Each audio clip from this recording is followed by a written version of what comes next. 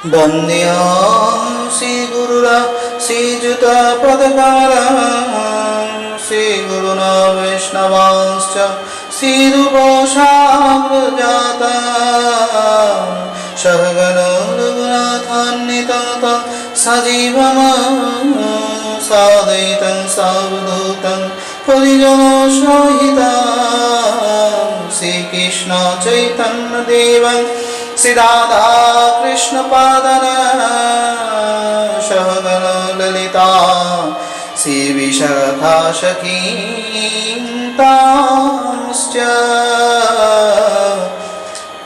अज्ञानतिमिरान्धस्य ज्ञानाञ्जनशलाकया चक्षुरुन्मीलितं येन तस्मै श्री गुरवे नमः।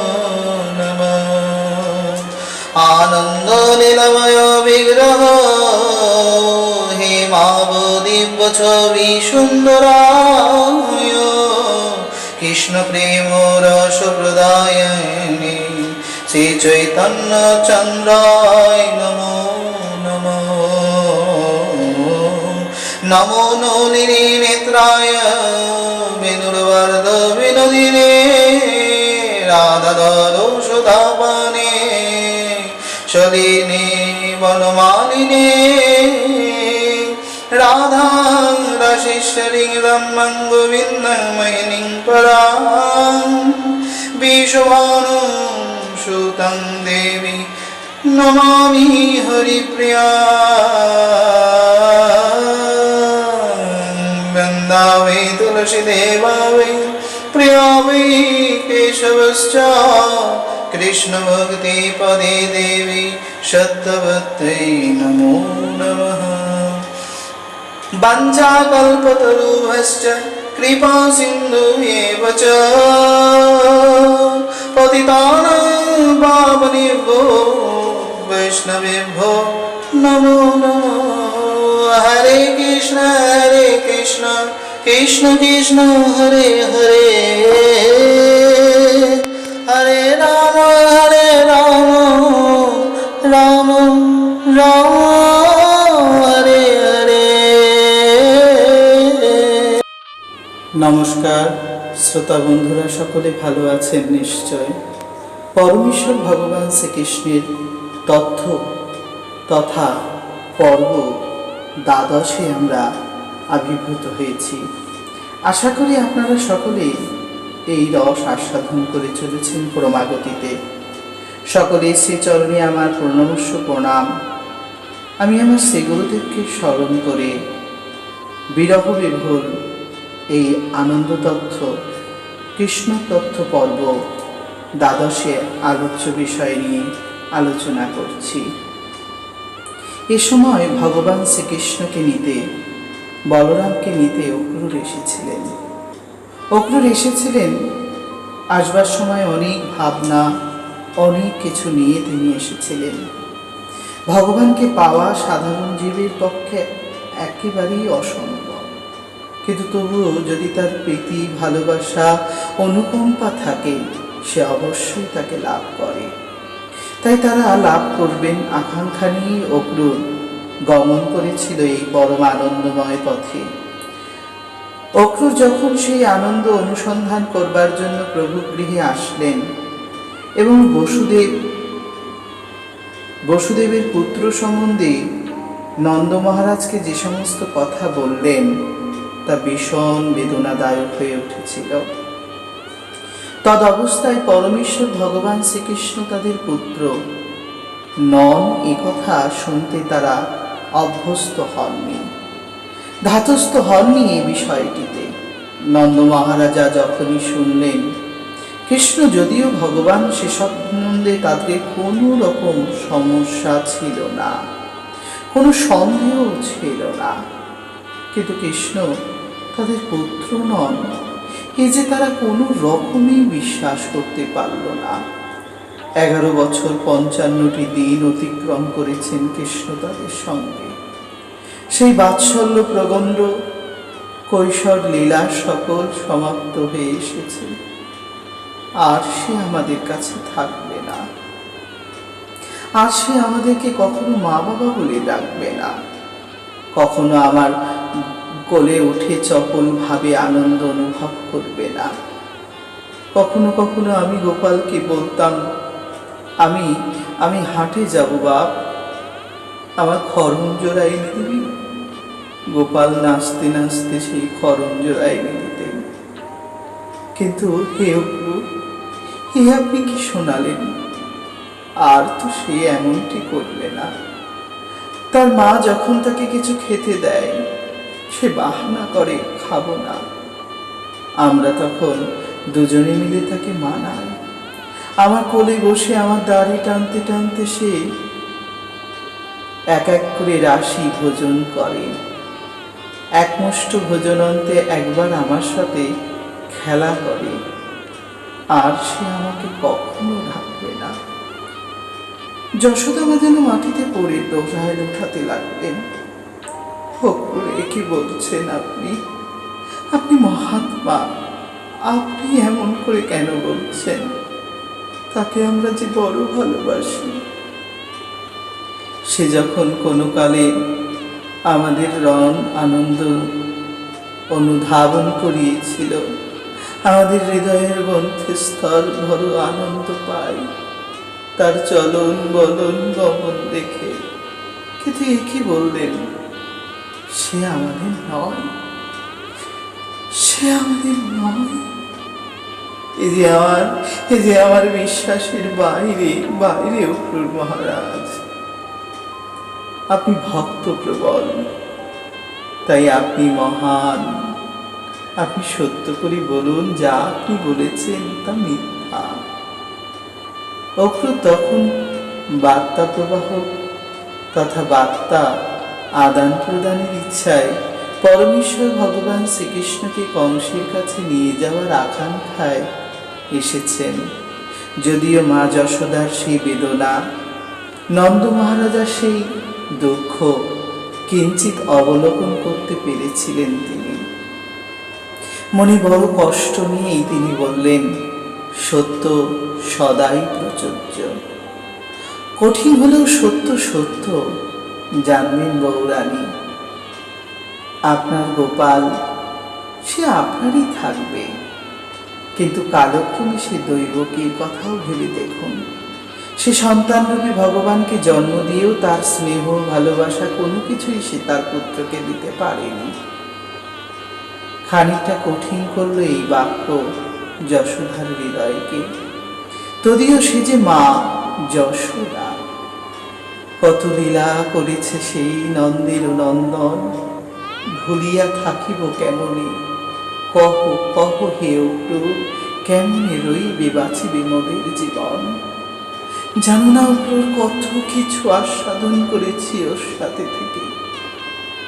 কখনো কোলে ভার হয়ে গিয়ে তৃণাবত্ত শরবত করেছে, কখনো মাটি খেয়ে মুখ বন্ধ করে বলেছে, মা আমি মাটি খাইনি। সেদিন স্নেহ ডোরে মুখ খুলে দেখেছিলাম অনন্ত সংসার তার ভিতরে। আজ সে আমাদেরকে ছেড়ে চলে যাবে, ওই বলরাম সঙ্গে চলে যাবে। কি নিয়ে থাকবো আমরা? আমাদের এই বয়সে আমরা কি নিয়ে থাকবো বলতে পারেন অক্রূর মহারাজ? অক্রূরকে উনি ভক্তরূপে মহারাজ বলে সম্বোধন করছেন। সম্বোধনী মহারাজ হওয়ায় অক্রূর বারবার বলছেন, আমি দাস কেবল, আপনি এমন বলবেন না। মহাত্মা অক্রূর বিনয়পূর্বক যশোদাকে বারংবার সান্ত্বনা প্রদান করতে চেষ্টা করলেন। কিন্তু আমাদের গোপাল দূর থেকে মা যশোদার ওই বিরহ দেখে এক কোণে পড়ে লুকিয়ে লুকিয়ে রোদন করছেন। তারও যে যাতনা কম নয়। সে তো এই মাকে ছেড়ে যাবে কেমন করে, এই পিতাকে ছেড়ে যাবে কেমন করে? যদিও তিনি অনাদির আদি, তদিও তিনি এই প্রেমের জন্যই তো নরাকার রূপ ধারণ করেছিল। এই বাৎসল্য প্রেম নেবেন বলেই তো তিনি শিশুর রূপ ধারণ করে তাদের কাছে এসেছিলেন। তিনি বললেন বলরামকে, দাদা, কাল থেকে আর ব্রজে আমরা গরুচরণ করব না, কাল থেকে আর ময়ূরের কেকাধ্বনি শুনব না, কাল থেকে আর যমুনার জলে আমরা জলকেলি করব না দাদা। দাদা, আমি ওদের কি বলবো দাদা, যারা আমার জন্য একান্ত প্রাণ, যারা সব ছেড়ে আমার জন্য নিরন্তর সাধন করে, আমি তাদের ফেলে যাবো কি করে দাদা? তুমি বলো দাদা, তুমি বলো, আমি কি করবো এখন? বলরামের আঁখি থেকে জল পড়ে, তবু মুখে কোনো উত্তর নেই। নীরবে বসে থাকেন দুজনেই। যশোদানন্দন গোপাল তখন রোদন করে স্নেহ বিবহল হয়ে ওঠেন। বহু স্মৃতি গোচরণ করেন পূর্বের সমস্ত ঘটনা। একাধারে তার বংশীটি যেন তাকে বারবার বলছে, আর বুঝি বাজবে না, আর বুঝি বাজাবে না তুমি আমাকে? তুমি আমাকে ত্যাগ করে চলে যাবে কানাই? কানাই, তুমি আমাকে ত্যাগ করে চলে যাবে? আমাকে ছেড়ে চলে গেলে আমি কার ওষ্ঠে বেজে মনোকষ্ট দূর করব? আমাকে ছেড়ে যেও না, আমাকে ছেড়ে যেও না। যদিও কৃষ্ণ তখন সেই বাঁশিটিকে আঁকড়ে ধরে বললেন, এ বাঁশি বাজিবে কেবল বিরহ রে, বাঁশি বড় বেদনা জানো কি না মোর মনে, কেমনে রাখিব তোমায় সযতন করে, বাঁশি তুমি বাজো গোপীদের তরে। কাল হতে নাহি রবে সখা সখীগণ, কেনি আর তোমায় বাজাবো তখন। বাঁশি বলেন, প্রভু, আমি তোমার ওষ্ঠে সদা রাধা নামে বেজে উঠি, সে সৌভাগ্য তুমি আমার থেকে দূর করে দিলে প্রভু। তদুত্তরে প্রভু বলেন, শোনো এ বাঁশি, আমিও সেই রাধার দাস, বড় মনে অভিলাষ চরণে পাবো বাস, কেমনে মুইটিবে মনে রাস। বাঁশি, বাঁশি, তোমায় কি বলবো, বোঝো না, বোঝো না তুমি আমার সেই সুর, ভালোবাসা, প্রীতি, তুমি কিছুই কি বোঝো না। এমন ভাবেই ভগবান শ্রীকৃষ্ণ, মদন মোহন শ্রীকৃষ্ণের মোহন বৃত্তি সমাপ্ত হতে চলেছে। ভগবান শ্রীকৃষ্ণ তখন কেবলমাত্র নয়ন জলে সকল মনের ক্লান্তি দূর করছে। এমনই সময় যমুনা এসে বললেন, ও প্রভু, প্রভু গো, তুমি নাকি শুনছি চলে যাবে? প্রভু বললেন, হ্যাঁ গো, আমার বিধি আমায় ডাকছে। মম মায়া দূরতায় যায় না বলো, মায়ার ছলে মার আমি চলে যাব। একাধারে মায়ার ছলনায় তাকেও নাকি যেতে হবে, তার মায়া তার থেকেও শক্তিশালী। যমুনা বললেন, প্রভু, তবে আর তোমার রাতুল চরণ পাব না বক্ষে। শুনি বৃন্দাদেবী এলেন সে মুহূর্তে প্রভুর সান্নিধ্যে। হ্যাঁ গো প্রভু, শুনলাম তুমি নাকি আমার ব্রজধাম ত্যাগ করবে। তুমি যদি ব্রজ পরিত্যাগ করে চলে যাও, তবে আমরা তবে আমরা কার জন্য অপেক্ষা করব? যদিও ভগবান তখন নিরুত্তর হয়ে দাঁড়িয়ে রইলেন। কঠোর সত্যকে মেনে নিতে হবে। মায়া বিধি বলবান, জীব কৃষ্ণ নাহি কিছু করেও সমাধান। জীবেরও সাধ্য নেই, তথাপি প্রভু নিজেও বলছেন আমারও করার কিছু নেই। আমি যে ভক্তের ডাকে, ভক্তের কথায়, ভক্তের আহ্বানে ভগবান। ভক্তই আমার মাতা পিতা, ভক্তই আমার গুরু। ভক্তের লাগি আমি হইলাম বাঞ্ছা কল্পতরু। যে ভক্ত যেমনে ভজে দেই দর্শন, বোঝে না তারা জ্বালা আমার যে তখন। রাগে অনুরাগে ভজে ভালোবাসায়, তবু যে মেটে না তাদের মনের পিপাসায়।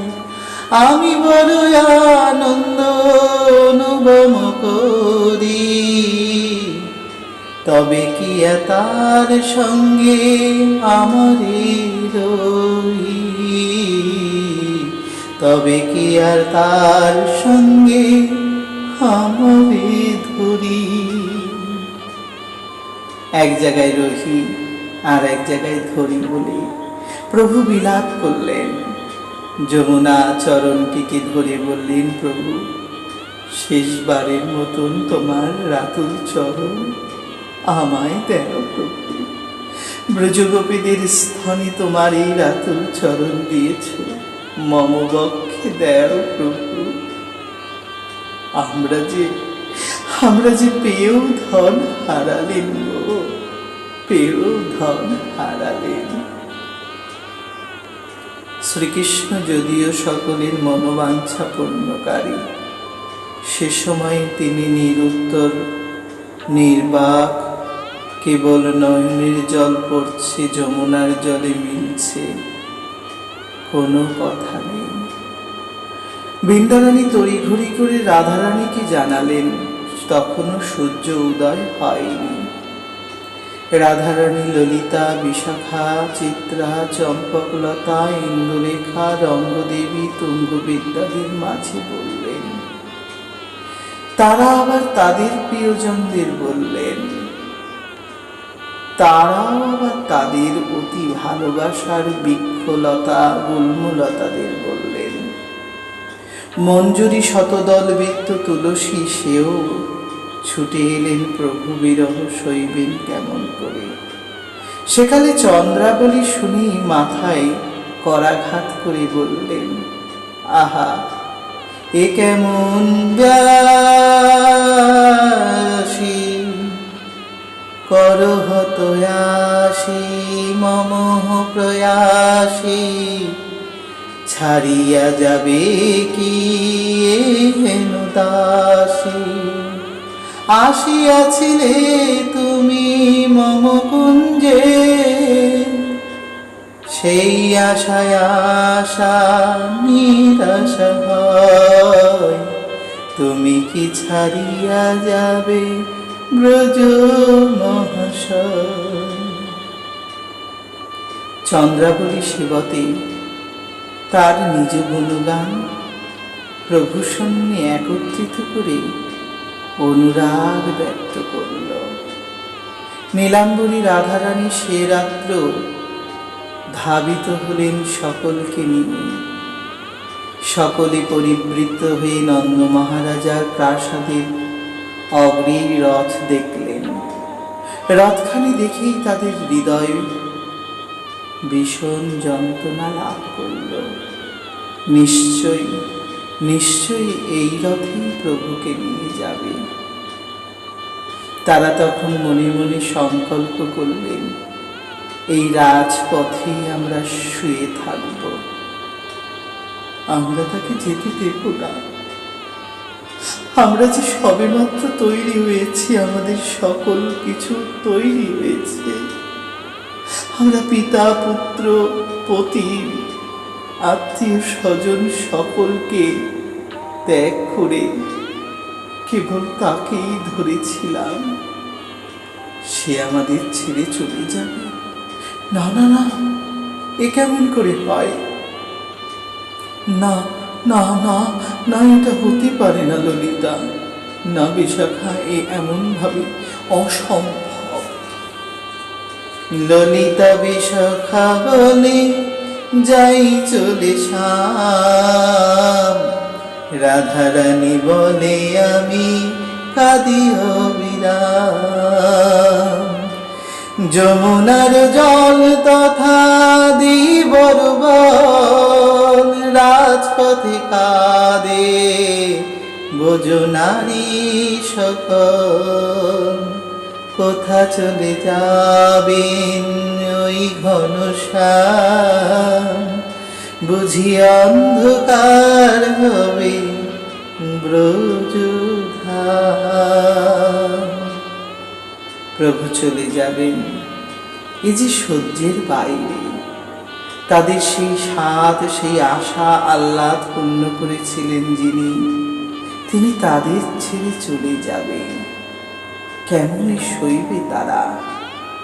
ব্রজাঙ্গনেরা একে একে, দুয়ে দুয়ে, সাথে সাথে, দশে দশে, আটে আটে মিল হয়েছিল, তা সব বিফল হয়ে যাবে। ব্রজের প্রতিটি জন তার সেই হিত আকাঙ্ক্ষী ভগবানকে আর কাল থেকে দেখতে পাবে না। 11 বছর 56 দিন বয়স ব্যাপী কৃষ্ণ, ব্রজের প্রত্যেকের মনোবাঞ্ছা পূর্ণকারী কৃষ্ণ চলে যাবে। শ্রীদাম সুদাম দাম্ব সুদাম পরিজনেরা কৃষ্ণের সঙ্গে দেখা করলেন সেই অন্ধকারময় সময়। তখনও সূর্য ওঠেনি। কানাই, ও কানাই, কানাই, ও কানাই, শুনলাম তুমি নাকি কাল চলে যাবে। সত্যই চলে যাবে? আমরা তবে কার কাঁধে উঠব? কাকে কাঁধে করবো কানাই? কাকে নিয়ে থাকবো কানাই? কানাই, আমরা যে তোমাকে ছাড়া এক মুহূর্ত থাকতে পারিনি সখা। সখা, তুমি যাবে কেন সখা? আমাদের কি কোনো ভুল হয়েছে? আমরা বুঝি খেলার ছলে তোমার সাথে কোনো অপরাধ করেছি সখা? সখা, সখা, তুমি যাবে কেন সখা? মধুমঙ্গল, উর্জল, কিনে কিনে স্তোত্র কৃষ্ণ আদি সখারা সকলে পরিবৃত্ত হয়ে গোবিন্দের অর্ধ নয়ন বন্ধ অবস্থায়, গোবিন্দের আখি জল পড়ার চিহ্ন দর্শন করে তারা বলছেন, সখা তুমি কাঁদছো সখা? তোমার তো কাঁদার কথা নয়, তুমি তো ভালোই থাকবে। তুমি যেখানেই থাকবে সেখানেই আনন্দ থাকবে, কিন্তু আমাদের আনন্দ তুমি নিয়ে যাবে সখা। সখা শ্যাম, তুমি যদি আমাদের এইভাবে নিরাশ করবেই মনে করেছিলে, তবে কেন এই দাস মধুমঙ্গলের অভিলাষ পূর্ণ করেছিলে?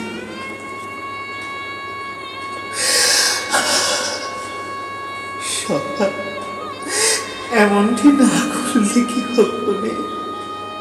সেদিনের কথা মনে পড়ে সখা।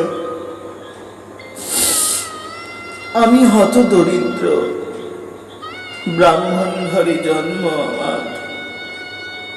মা পূর্ণমাসী খুব কষ্ট করে আমাদের জীবন যাপন করায়। প্রত্যেকেই তাদের বাড়ি থেকে বনভোজনে কত দ্রব্য নিয়ে আসে, আমি কেবল খালি হাতে কখনো পাত্রে জল, কখনো বা তুলসী জল নিয়ে যাই। প্রয়োজন হলে যমুনা জল নেই, কিছুই তোমার সেবায় দিতে পারি না। একদিন তুমি আমাকে ডেকে বললে, মধুমঙ্গল, ও মধুমঙ্গল, তুমি বলেছিলে না বাবা, বলো না বলেছিলে না মধুমঙ্গল,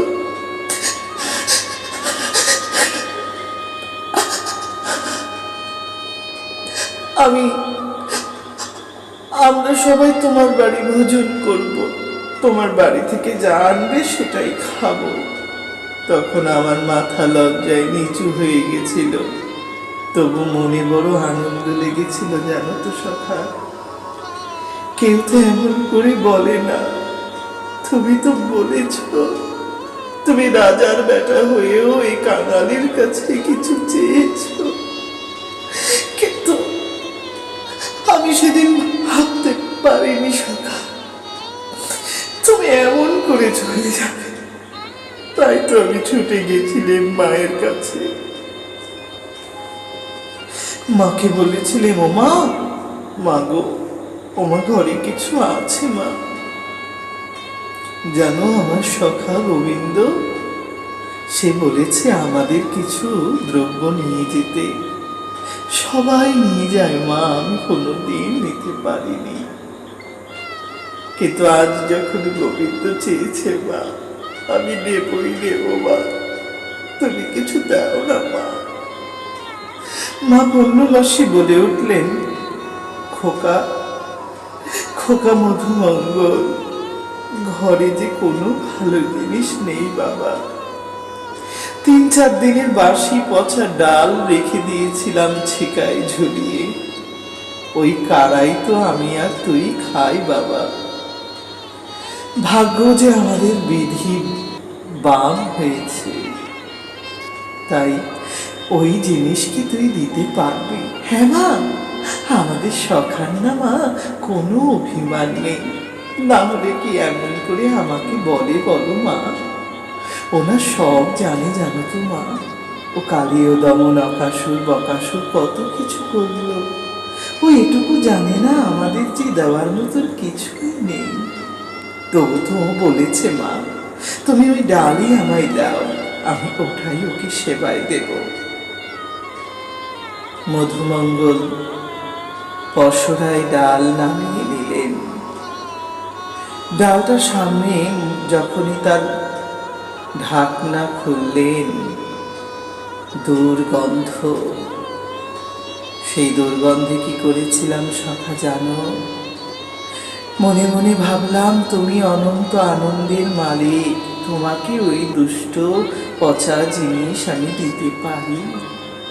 যদিও তুমি দূর থেকে দেখছিলে আর মনে মনে ভাবছিলে আমি বড্ড পেটুক, আমি নিজেই নিজে সব খেয়ে নিয়েছিলাম, কিন্তু সে সময় আমি কেবল খেয়েছিলাম এই কারণে, পাছে তোমার ওটা খেলে যদি শরীর খারাপ হয়।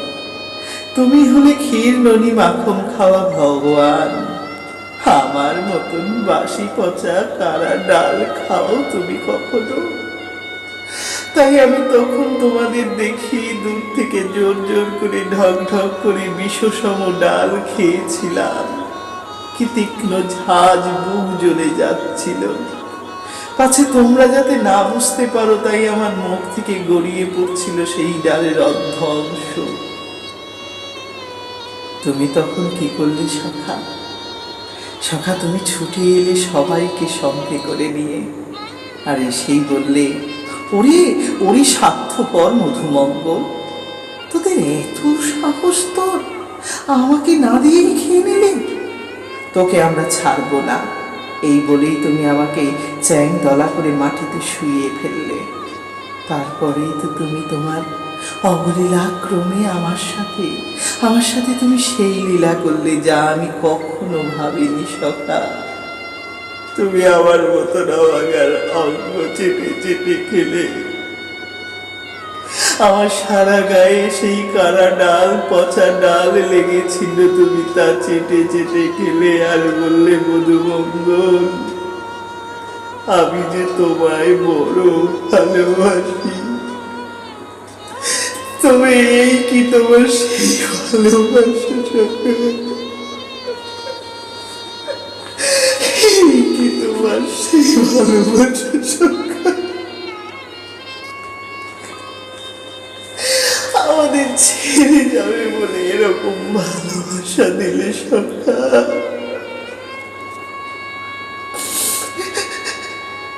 আমরা কেমনই রব, তাকে একবারও তুমি ভাবলে না সখা। সে সময় মধুমঙ্গল প্রভুর চরণে মূর্ছা গেলেন। শ্রীদাম এসে বললেন, তুমি একদিন আমার রূপ নিয়েছিলে আমার মায়ের কোলে, আমার জন্য কত মাখন ননির ব্যবস্থা করেছিলে সখা, মনে পড়ে? সখা, বাল্যলীলায় যখন আমাদেরকে ভয়ঙ্কর অজগর সর্প গ্রাস করেছিল, তখন তুমি বলেছিলে, ভয় পেও না তোমরা, আমি তোমাদের রক্ষা করব। পাচ্ছে সখা, যদি আমার কোনো অজগর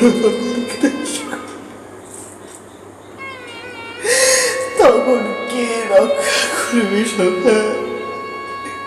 সেদিন আমাদের মরে যেতে দিতে পারতে না সখা।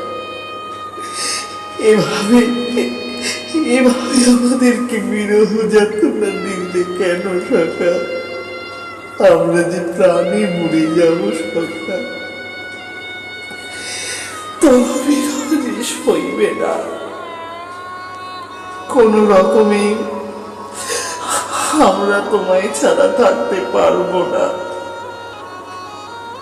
মারবে যদি মারো, তোমার চরণ দিয়ে মারো, কিন্তু তোমার থেকে দূর করে দিব না সখা। অত দরিদ্র বন্ধু তোমার, আমাদের কথা শোনো সখা, তুমি যেও না, যেও না সখা, যেও না। এমনই সময় উজ্জ্বল বলে বসলেন, কই কই তোমার নীতি আদর্শ ধর্ম? সব ভুলে গিয়ে ফেলে তুমি আমাদের যখন বনে আগুন লাগলো, দাবানলে আমরা পড়তে শুরু করেছিলাম, তখন তুমি বলেছিলে আমাদের কোনো তাপ তুমি লাগতে দেবে না। এখন যে এই বিরহ অগ্নির তাপ আমরা কি করে সহ্য করবো বলতে পারো সরকার? কোন ভাষা কি আছে আমার মনে পড়ে না। কাল থেকে আমরা প্রাণী মরে যাবো সখা, আমাদের ছেড়ে যেও না। আর একাধারে স্থুত কৃষ্ণ বলে বসলেন, হ্যাঁ ঠিকই বলেছিস সখারা, নিঠুর, বড় নিঠুর গোপীরা বলেছিল, তখন বিশ্বাস করিনি রে, আজ বুঝলাম ও বস্ত্রই নিঠুর। দেখেছিস, একবারও আমাদের দিকে চাইছে না। সেই ভয়ঙ্কর কত বিপদ থেকে রক্ষা করেছে ও আমাদের। চারিধারে বৃষ্টি, প্রবল বৃষ্টিতে ভেসে গেছে ব্রজধাম, তবু ও বলেছিল, আমি আছি তো, চিন্তা কিসে তোদের, তোরা সকলে আমার স্মরণ কর। এখন কার স্মরণ করবো সখা? এখন স্মরণ করলে কাজ হবে না, এখন ডাকলে তুমি শুনবে না সখা। এই যে আমরা এখনো তো সেই ভারী বর্ষণেই রয়ে গেলাম। এখন তো আর আকাশ থেকে মেঘের জল পড়বে না, এখন তো আমাদের নয়ন থেকে অবিরাম তোমার জন্য, তোমাকে দেখার জন্য জল।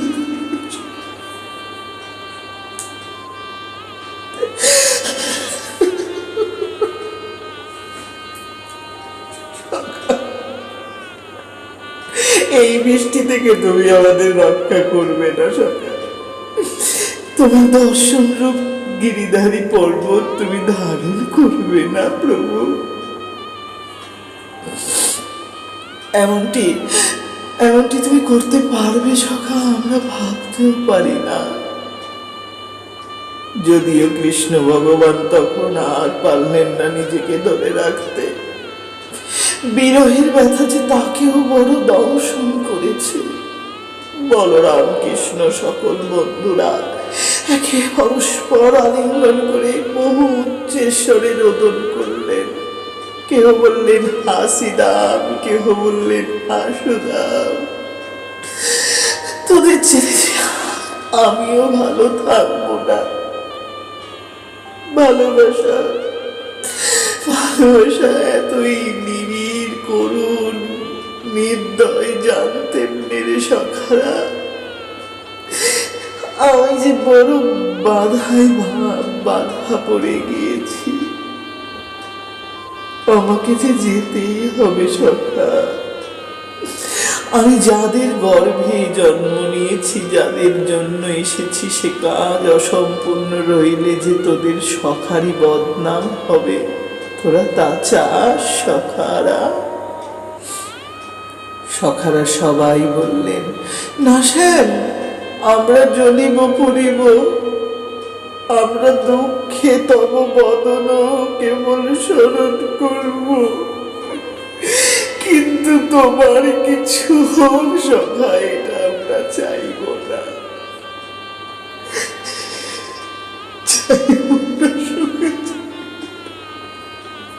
তুমি দুধে ভাতে থাকো, তুমি আনন্দে থাকো সখা, তুমি ভালো থাকো, তুমি সবার মন রক্ষা করতে থাকো। কেবল এই গ্রাম্য বন্ধুদের বেদনা দিয়ে যা। এই গ্রাম্য বন্ধুরা যে তোমায় বড্ড ভালোবাসে সখা। সখা, একটা অনুমতি দেবে আমাদের? গোবিন্দ বললেন, বল না, বল না সখা, বল। তুই যা চাইবি আমি তোকে দেব। অজরে কৃষ্ণ কাঁদছেন, তেমন সখাবৃন্দ কাঁদছেন। সখারা সকলে বললেন, সখা, আমাদের অন্তিম অভিলাষ বলতে পারিস। তুই যখন মথুরায় যাবি, আমাদের সঙ্গে নিয়ে যাবি। আমরা যখন তোকে সুখে থাকতে দেখব, তখন আমরা বড় খুশি হয়ে ফিরে আসব। নচেত মনে সব সময় যন্ত্রণা হবে, আমাদের সখা কে জানে কোন জায়গায় আছে। এখানের থেকে বেশি ভালো থাকতে দেখলেই তো আমাদের মনে শান্তি হবে সখা। নিয়ে যাবি আমাদেরকে, তোর সঙ্গে কটা দিন কাটাবো। আর কোনোদিন কিচ্ছু বলবো নি সখা, যে কটা দিন কাটাবো সে কটা দিন কেবলমাত্র হৃদয়ে তোকে গেঁথে নেব। কারণ আগে তো সব বুঝিনি তুই আমাদের ছেড়ে চলে যাবে। আমরা কেউ কেউ তোর বয়সে অনেক বড়, কিন্তু তুই যে আমাদের বেদনা দিতে তার থেকেও শতগুণ বড়, তা আমরা বুঝতে পারিনি সখা। সখা, এটুকু অনুমতি দিতেই তো পারিস। এমনই ভাবে গোপ সখারা বললেন। ভগবান তখন বললেন, বেশ তাই হবে। তোরা অন্তত পক্ষে তোদের কজনকে আমি বুকে আগলে রাখবো কটা দিন। সখা, তোরা সবাই আমার সাথে যাস। এই বিদায়ের বেলায় তোরা পাশে থাকলে আমার বিদায়ের দুঃখ কম লাগবে। এমনই সময় ভগবানের প্রিয় বাৎসল্য প্রেমময় আস্বাদনকারী গাভীগণ, শ্যামলী ধবলী রাখাবলীরা এসে হাম্বা হাম্বা করে ঘেরাও করে ধরলেন প্রভুকে। তারা বিনা ভাষায় তাদের স্তনের দুগ্ধ ভগবানের মুখে, পায়ে, গায়ে ছড়িয়ে দিতে থাকলেন।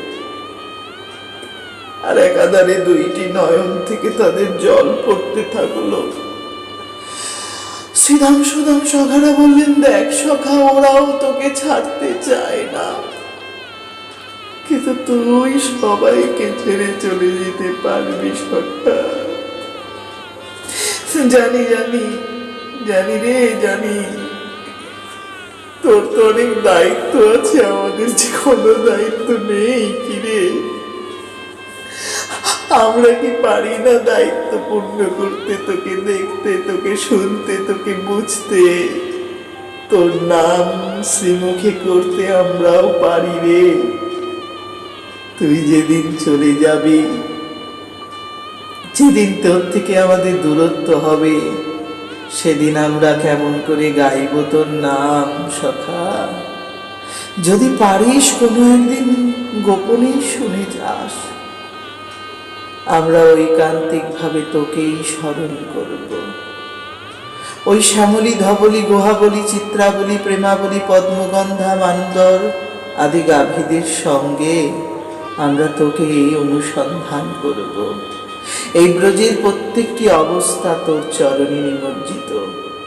ওই দেখ সখা, ওই দেখ গুল্মলতাগুলো কি করে তোর চরণ আঁকড়ে ধরেছে। সেই গুল্মলতারা বারংবার তোকে চায়, তোর চরণ চায় সখা। এ যে পরম প্রাপ্তি, তাই তো তুই বুঝলি না। যাক, তবু তুই অনুমতি দিয়েছিস। তড়িঘড়ি মা বাবাকে বলে আসি আমরা সখার সাথে যাই। তারা শুনলেও দুঃখ পাবে, নিশ্চিত তারাও কষ্ট পাবে।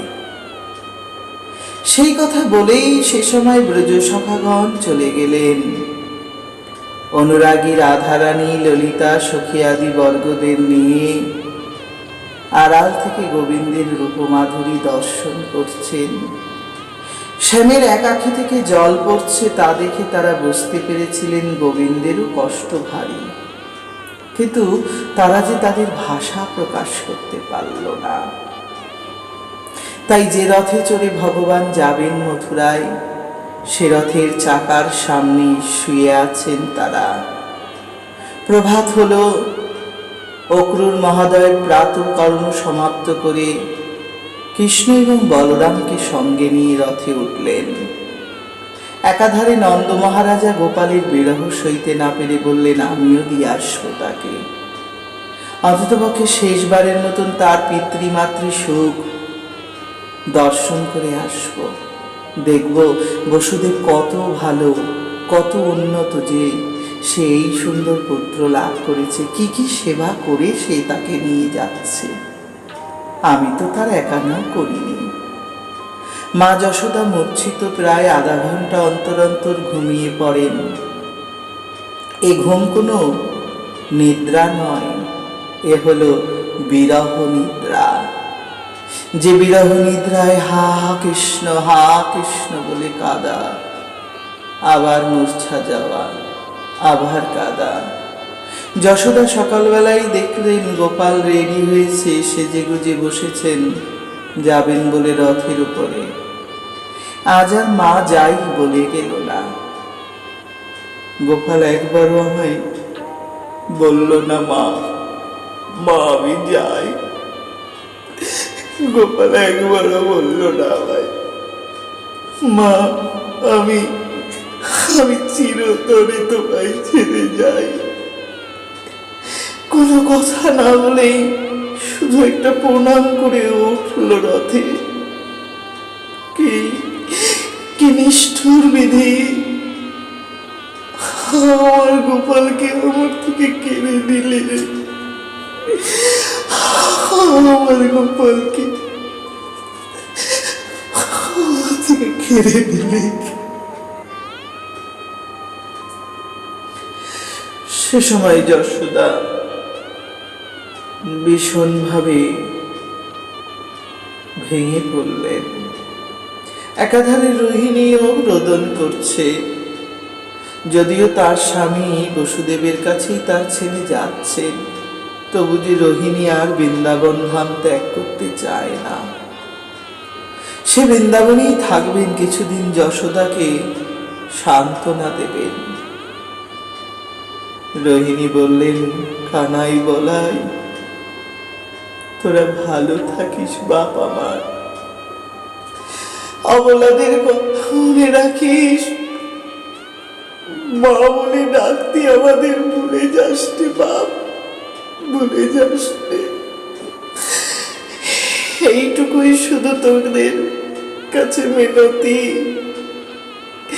মরিব যখন দেখাবি তোদের রূপ মূরতি, তোদের রূপ দেখিব, মরণের স্মরণে আনন্দে বিদায় নেব। এমনটি ভাবেই বিদায় হলো প্রভুর।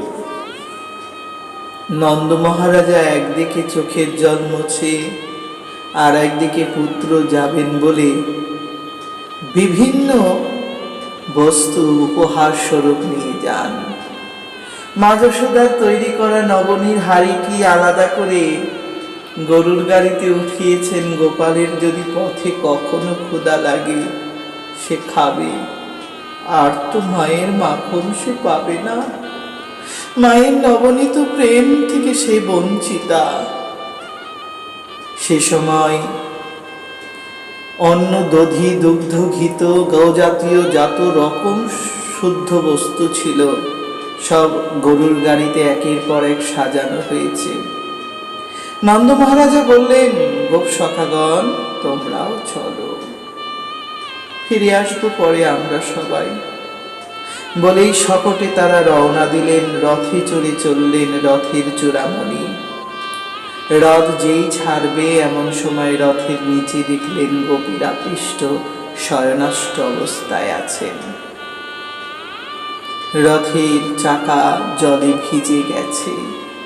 কথায় বলে, যদি কোনো দেবতা ভগবানের রথ আসে তাকে প্রথমে ঘটি ভরা জল দিয়ে ধুইতে হয় চাকা, তারপর তাকে প্রদক্ষিণ করতে হয়। কিন্তু এ রথ তো যাচ্ছে আসছে না, তবু যে ভিজে গেল চাকা। চাকা ভিজেছে রাধারানী, ললিতা, সখাবর্গ, গোপবাসী, ব্রজবাসিনী, সকল নারী বৃদ্ধ থেকে স্বল্প বয়স, অল্প বয়স, গুপ্ত বালিকা, তাদের চোখের জল। প্রভুর বিষণ্ণ মায়ায় মোহিত, লীলায় তারা পূর্ণ পূর্ণ ভাসমান। রথ যখন চলছে তখন তারা বলছেন যেতে দেব না। প্রভু বললেন, না গো, তোমরা ভেবো না কিছু। ওহে গোপের সৌন্দর্যময় নারীগণ, ব্রজবাসী গোপীগণ, তোমরা কিচ্ছু ভেবো না। আমি আমি আগামী কাল বাদে পরশু তোমাদের কাছে আসব। আগামী পরশু আমি অবশ্যই আসব। তোমাদের এই এহেন অবস্থা আমার যে সইবে না। তোমরা সরে দাঁড়াও, রথ যেতে দাও।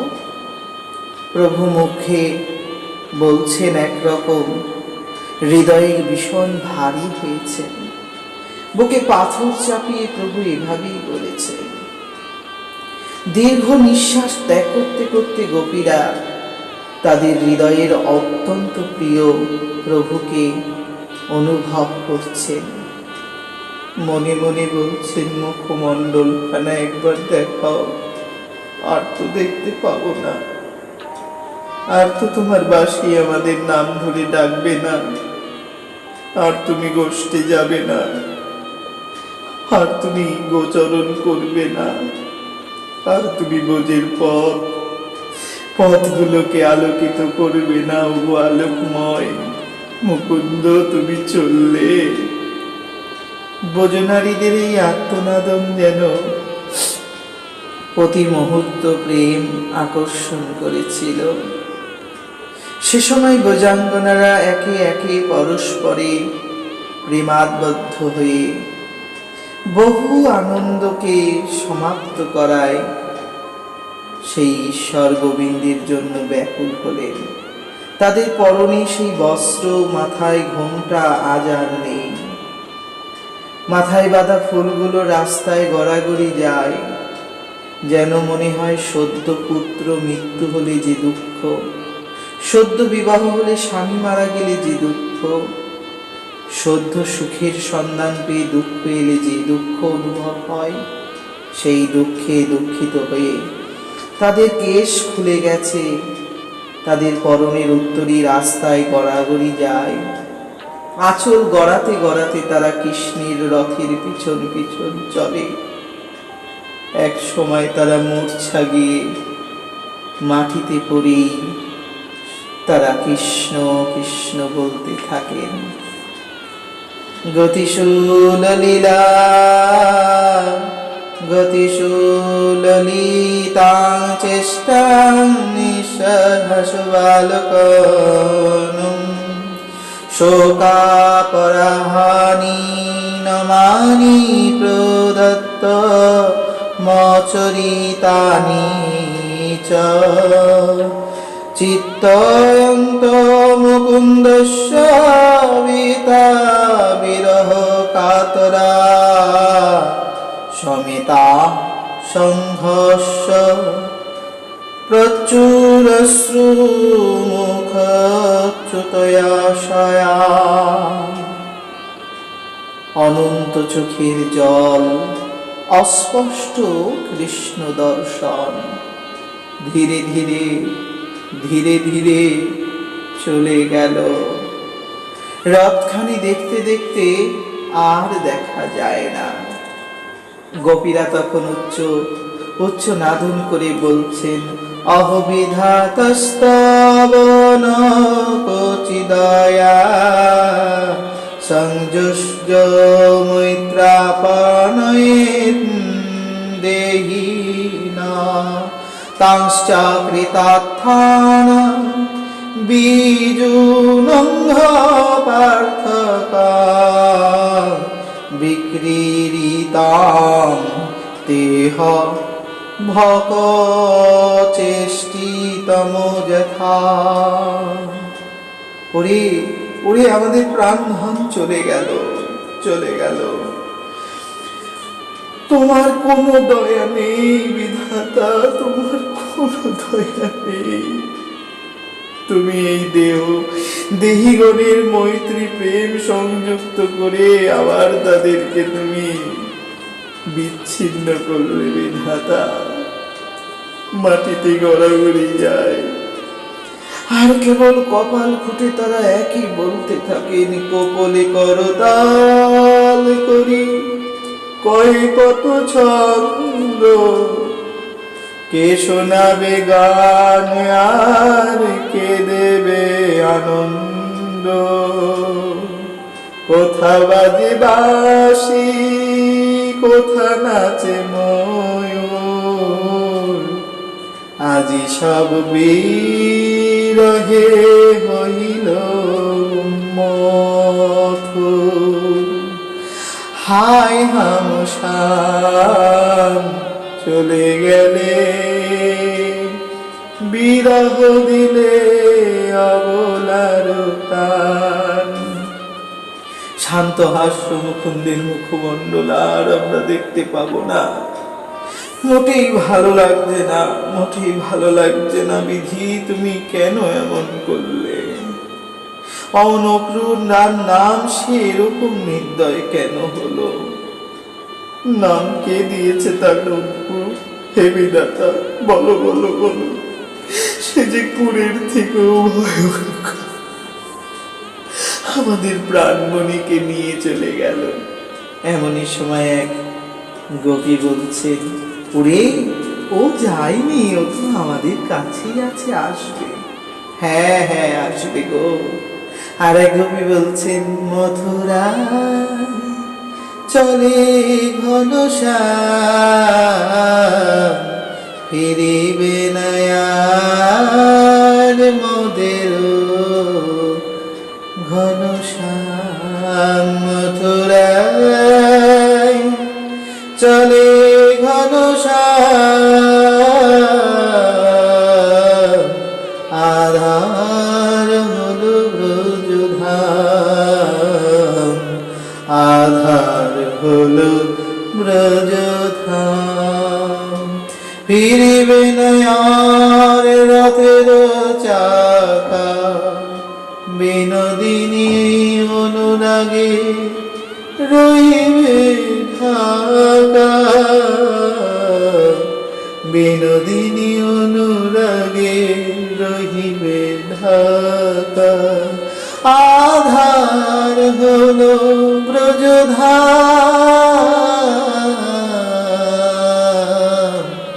মথুরায় চলে গেল ঘনশ্যাম।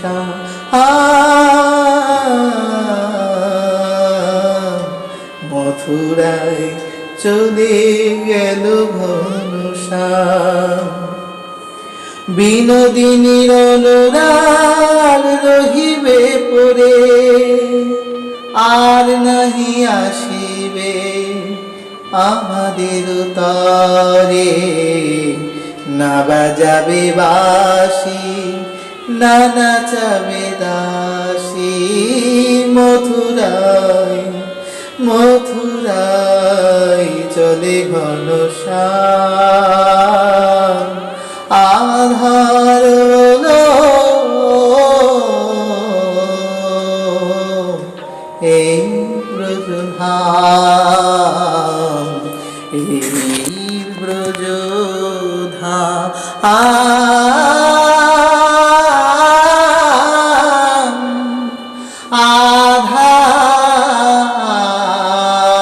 আধার হলো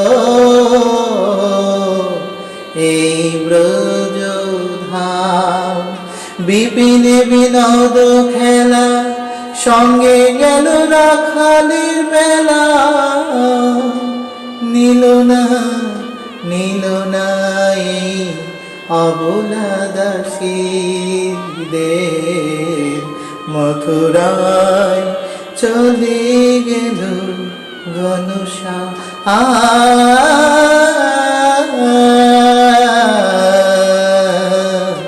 মথুরায় চলে গেল ঘন শ্যাম।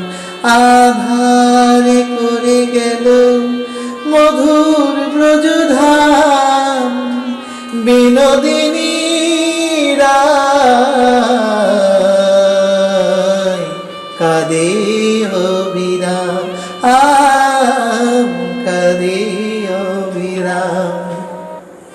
যাবার কালে শ্যাম গেল যে বলে, আসিবে ফিরে আবার আমাদের মনে।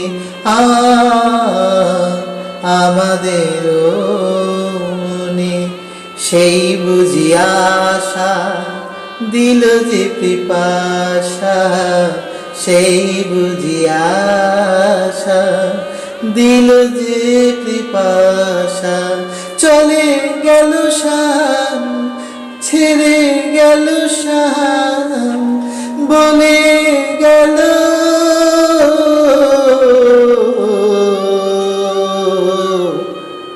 মধুর ঘন শ্যাম।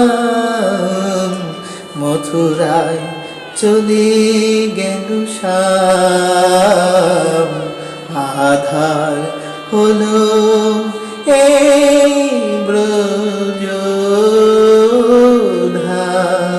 হা নাথ গোবিন্দ মদন মোহন, তুমি বিনা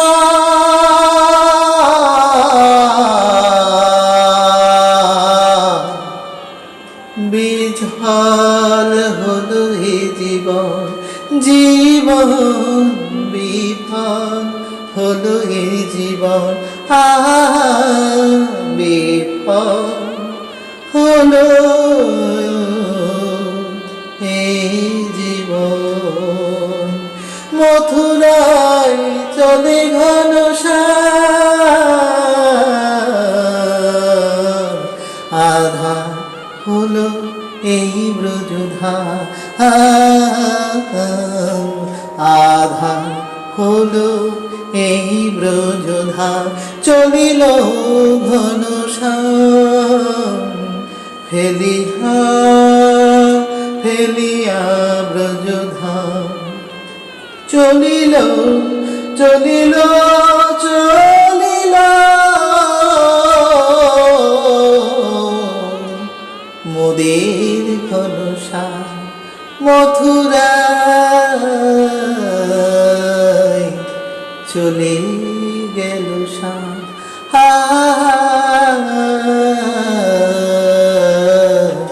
চলে গেল শ্যাম। চলে গেল শ্যাম। পরিণাম চলে শ্যাম জপনাম চলে গেল শ্যাম ভজ অবিরাম জপ অবিরাম দেখো অবিরাম শোনো অবিরাম মধুর হরিনাম মধুর হরিনাম। এভাবেই অনুরাগ করে রইল। ব্রজবাসীদের সকলকে কাঁদিয়ে প্রাণনাথ গোবিন্দ আমার চললেন। যদিও রাধারানীর প্রাণধন মদন মোহন সে চলে যেতে পারে না। রাধারানী তাই বলছেন, না না না, সে যাবে না, তবে তার কায়া আর রবে না। কেবলই রহিবে তার পদরণ ধূলি, অনুভবে পাবে চরণের সুরি। বাঁশি যে বাজিবে মধুর বনে, নূপুর শুনিবে সাধন ভজনে। আর নাহি পাবে তার অন্য দেখা, যদি থাকে মনেতে অনুরাগে ব্যথা। যদি থাকে মনেতে অনুরাগ ব্যথা, অবলা হইয়া ভজ শিরোভন। নীরবে আসিবে সেই মদন মোহন মদন মোহন মদন মোহন।